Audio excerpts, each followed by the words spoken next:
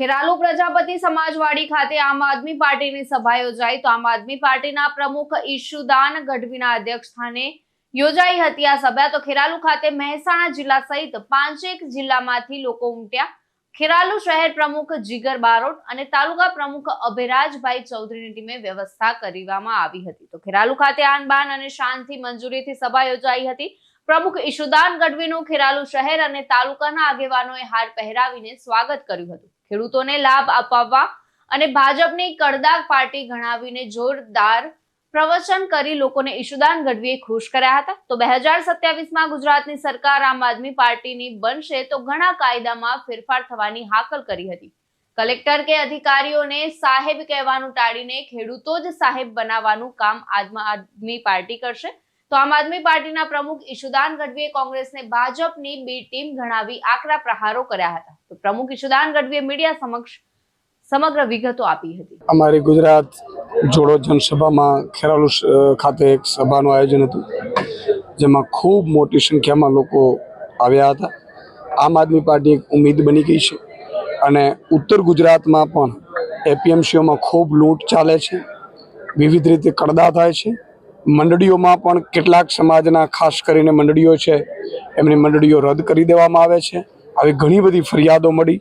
અહીંયા રોજગારીનું કોઈ સ્થાન નથી, ભ્રષ્ટાચાર ચરમસીમાએ છે, રસ્તાઓ ખૂબ કદડા અને ખદડાના રાજમાં કદડાવાળા છે। ત્યારે આ સમગ્ર મુદ્દાઓને લઈને આજે ખૂબ લોકોએ રજૂઆતો પણ કરી છે।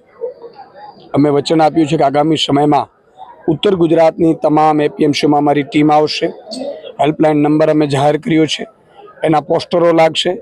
કોઈ પણ જગ્યાએ એપીએમસીમાં કડના નામે, કદડાના નામે રિંગ બનાવીને કે ખેડૂતોનો માલનો સોદો થયા પછી કેન્સલ કરીને, ખોટી રીતે હેરાન કરીને, લાંચ લઈને કોઈ પણ પ્રકારે લૂંટ ચાલતી હશે તો હેલ્પલાઇન નંબર ઉપર ફોન કરશે એટલે તુરંત અમારી ટીમ ત્યાં પહોંચશે।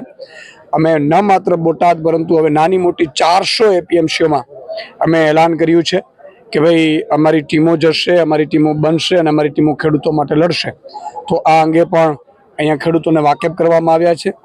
મોટી સંખ્યામાં વિવિધ ક્ષેત્રના આગેવાનો, આસપાસના તમામ સમાજના આગેવાનો, કોંગ્રેસના આગેવાનો આજે આમ આદમી પાર્ટીમાં જોડાયા છે।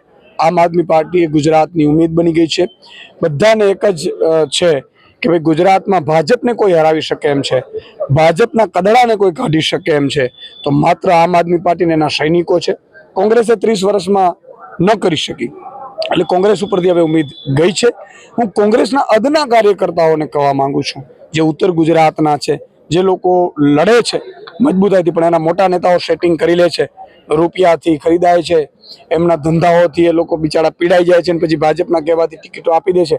એવા તમામ કોંગ્રેસના આગેવાનોને પણ કહું છું કે સમય પાકી ગયો છે, આવી જાઓ આમ આદમી પાર્ટીમાં અને તમે પણ ઉત્તર ગુજરાતમાં નેતૃત્વ લો, સારી રીતે લડો અને ભાજપના કદડાને કાઢો, એ અમારો જે ઉમેદ છે એમાં તમે સફળ થાઓ। સર, આવનારા વિધાનસભાની ચૂંટણીમાં શું આમ આદમી પાર્ટી કોંગ્રેસ સાથે ગઠબંધન કરશે? અમે સ્થાનિક સ્વરાજ્યની ચૂંટણીમાં પણ કોઈ ગઠબંધન કરી નથી રહ્યા।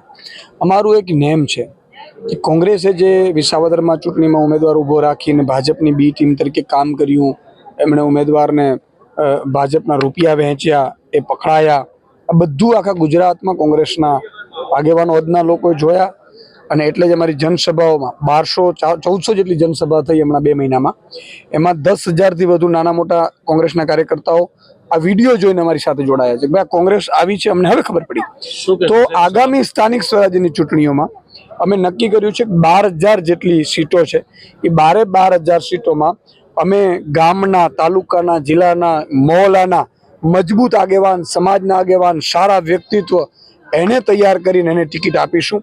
એ જ નેતૃત્વ કરશે, એ જ લડશે, એ જ સમાજનો મુદ્દો ઉઠાવશે।